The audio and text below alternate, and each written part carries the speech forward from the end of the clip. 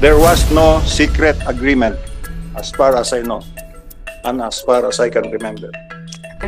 Ay, kay si General Esperon po. Andun po kayo noong... Yes, Mr. Chair, chairpersons, I was with the delegation that went to China on October 18 to 21. That was after the Brunei visit, 16 to 18. Madam Okay. Castro, with your indulgence, if you would allow, pwede bang bigyan natin ng time si General Esperon for his opening then statement para mas klaro sa atin dahil Okay, kanina bigyan natin ng chance si former ES and former Okay. Secretary of Defense. Thank you. You have the floor, General Esperon. Thank you, Mr. Chairman. It is indeed my pleasure and honor to attend this meeting. I could have attended yesterday if I got an invitation. It seems that I was not traced by the Secretariat. It's good that the Honorable Chairperson Tupas, Chairman Tupas, sent me an email through his staff. And I promptly answered last night that I will attend to today after our stockbrokers meeting, stockholders meeting today at the Field Trust Bank. Since I was presiding over it, I saw to it that the meeting was short and I could come here so that I could give my side. There is indeed a need for legislation insofar as the West Philippines is concerned, if only in terms of allocating budgets for the defense and for the for taking care of our sovereignty and sovereign rights in the area. And so I came here to contribute what I think would be important in taking care of a very important area to the Philippines, including the Philippine rice.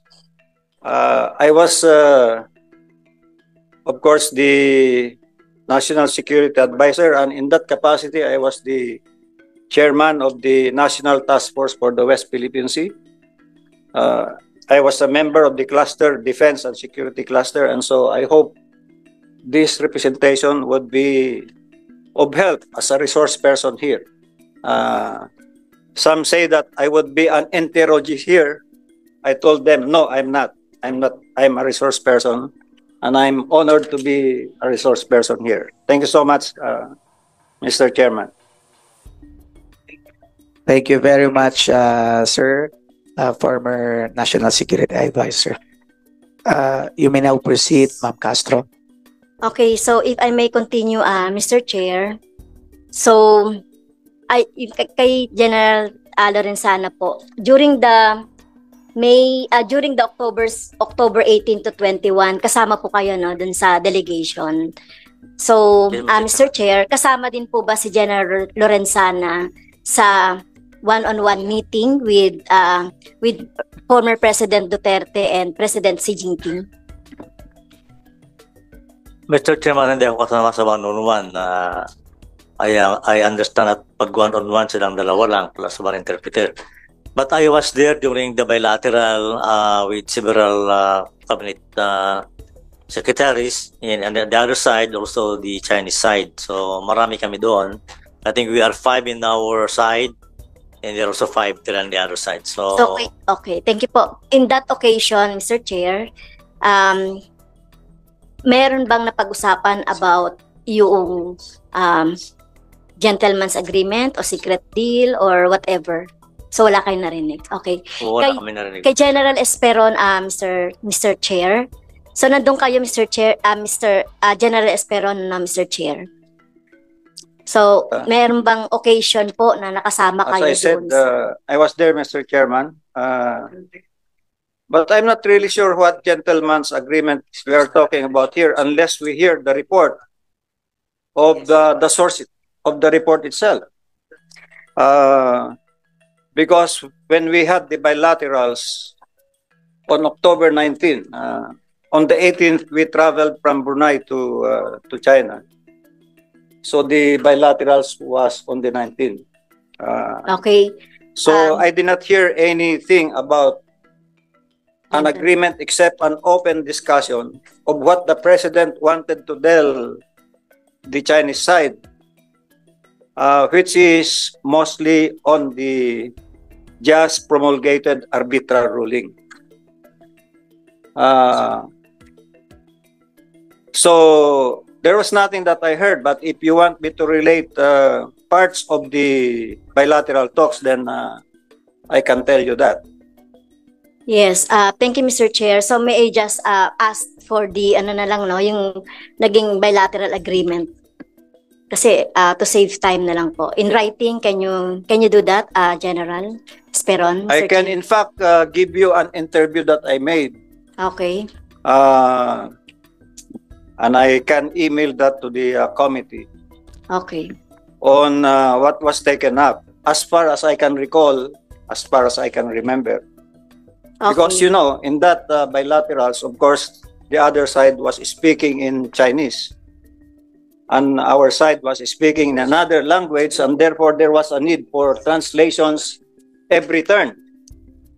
And so there may be a wrong interpretation of mine in hearing what were the translations. But in essence, what the president said was, Mr. President, I want to inform you again and make you aware that we have the arbitral ruling. I have it with me.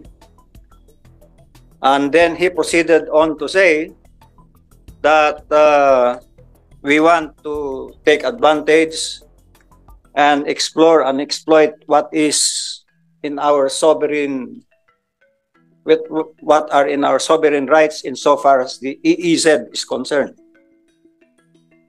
And so they went to talk about fishing rights in Bao de Masinloc, as well as the exploration and exploitation of resources under the sea, the seabed, more specifically on oil or natural gas. What I recall as the response of President Xi Jinping is, if you do that, there will be trouble. And there was discussion, meaning the exploration and exploitation of